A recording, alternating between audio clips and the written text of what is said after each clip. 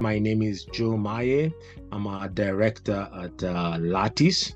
Lattice is a 23-year-old advisory firm. We were founded in 2003, and we have worked with MSMEs in East Africa and beyond. Our core business has always been strategy, helping small, mid-sized, and large enterprises think through their vision of where they want to be in the future and how they will get there. And people call that strategic planning. And over the last 2 decades, we have worked with a wide variety of businesses across virtually all sectors of the economy in Kenya, Uganda, Tanzania, Rwanda, Burundi, and a few markets beyond that to help businesses think through their long-term plans and vision and how to effect them. That we call our strategy practice.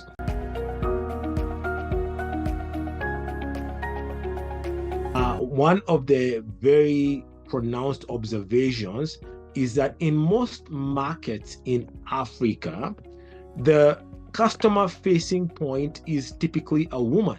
Almost regardless of the sector you're in, the person who's facing the customer is the woman. And so that's probably what we mean by market women. Of course, what's different is that the person who's facing the customer is not necessarily the owner of the enterprise. Many of them are employees.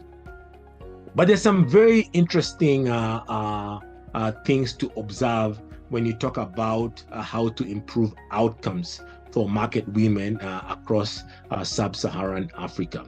And so some of the statistics I want to share immediately is the first thing to observe is that on the one hand, we know that agriculture is the biggest direct and indirect employer. And by that, we don't just reference primary production, we talk about the entire agricultural value chain, that 70% of the jobs in Africa are in agriculture. But what most people don't know is that majority of new jobs across most of Africa are actually in wholesale and retail. So you're not looking at the absolute mass of jobs, but saying we have 70% of Africa's population below the age of 34, and every year millions and millions of young people, including young women, are going into the marketplace. And the question you're asking is, how are these people going to make a living? And it turns out that the biggest the biggest creator of new jobs is actually wholesale, retail, and hospitality.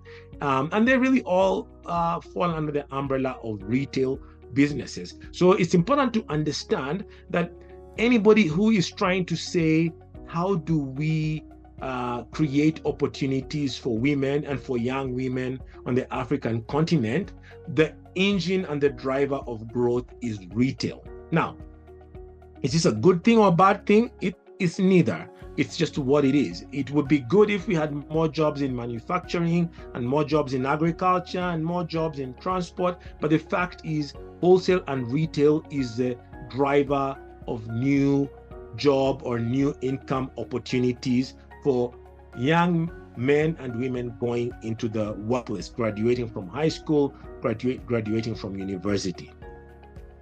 If you accept that reality, then it's also very interesting to observe that 60% of wholesale and retail businesses in Africa are owned by women, not employ women, but are owned by women.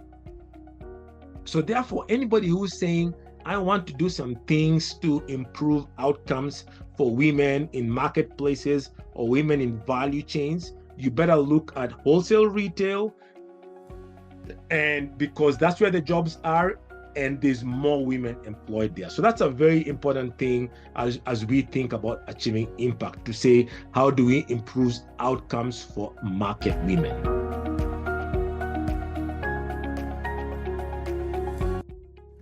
There's several things we've observed.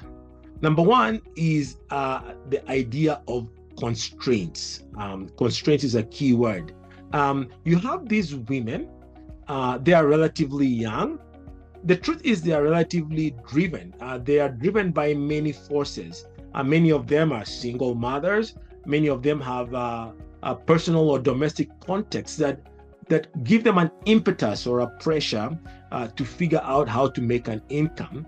But even as they go into that, they frequently face constraints. They face regulatory constraints, they face institutional constraints, they face cultural constraints. So you have this subset of a population that is highly motivated, highly energized, and as they step out into the market, they are presented with a set of constraints. And so one of the things that anybody is wanting to do with market women should think about is to say, how do we identify these constraints?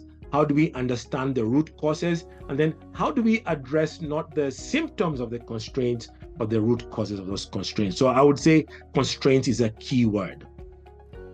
The second key word when you think about market women is the idea of variation, of variability. Everything is always in flux. And you and I know that planning requires a reasonably high level of predictability. You have these market women trying to improve their outcomes, their personal outcomes, but functioning in an environment where all the key parameters that drive their outcomes are highly variable.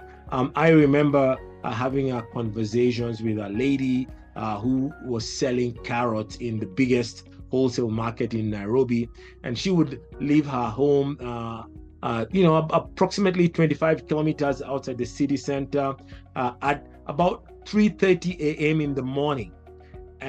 She has to leave her house in the cold. It's dark.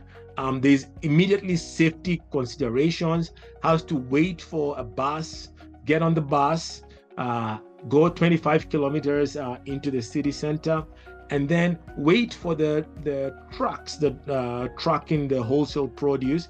And on any given day, she has no idea how many carrot trucks will come today, what will the price be, and she has only so much cash to work with to say, this is what I'm going to use to buy my inventory. I hope to sell it and then turn it around. And so there was a very high level of variability in her environment. So the second keyword would be variability. Then the third keyword that is interesting for our purposes today is lack of ownership. So in many of these contexts, you find that this woman, this market woman, is the driver, is the operator, but she's not the owner. So you find that she does not own the property that she operates her business from. She does not even have the rent on the property that she owns, that she operates from. There's somebody else, frequently a man, who is the owner of the business, or the owner of the title, or the owner of the lease, and the supplier of capital. So she's on the ground, she's driving the business, she's dealing with customers, she's dealing with suppliers, but when you want to make important decisions, she tells you, okay, let me get back to my stakeholders and I'll talk to you. So a lack of ownership, which also becomes one of the constraints. So I would focus on those three keywords, constraints, variability, and a lack of ownership, are some of the things that need to be dealt with. There's many more. There's safety issues, there's communication issues, but those are the three I would focus on.